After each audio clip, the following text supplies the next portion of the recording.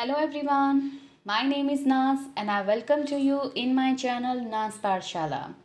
So today I'm going to take one more interesting story, and through this English story you will learn tenses, vocabulary, pronunciation and how to do perfect reading. So without wasting time, let's start.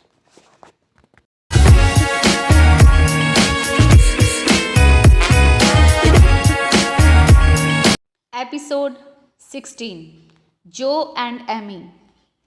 Amy reminded Joe that she had promised to make a formal call with her that day. She dragged her out of the bed, and Joe didn't want to go with her for these calls at people's houses. As Joe got dressed, she warned Amy that if she would be taking her along, she might not prove to be a good company for her. Amy ignored Joe and took her to the first house, which belonged to the Chester family.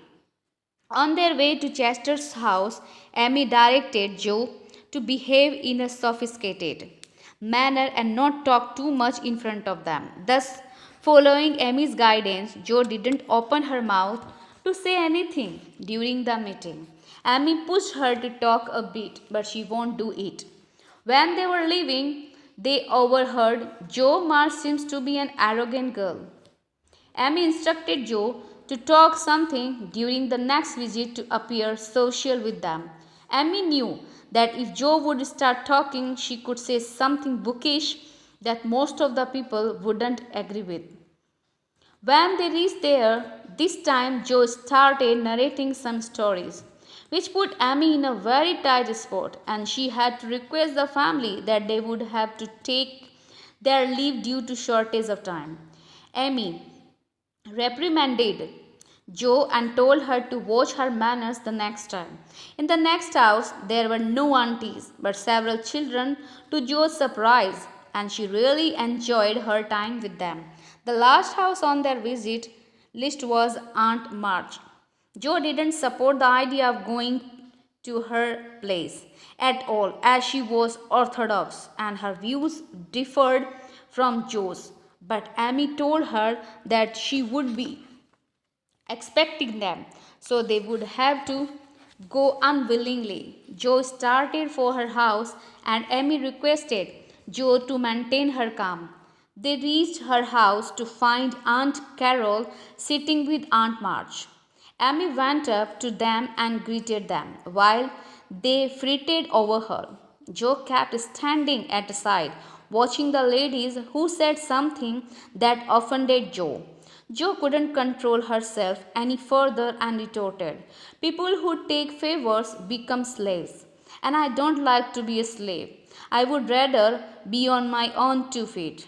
Aunt March and Aunt Carol raised their eyebrows at Joe's outburst. Aunt Carol changed the subject of the talk. "And Amy, do you know how to speak French?" Amy answered in the affirmative. Both the aunts were happy to know that. Joe interrupted in between. "I find French a slippery, silly sort of a language." Again the aunts exchanged angry looks. Joe couldn't bear their views anymore and asked for their leave. Amy kissed them and bade them goodbye.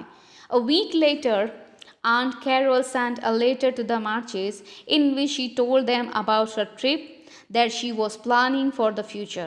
When Joe came to know of it, she hoped that Aunt Carol would choose her to be her companion for the trip.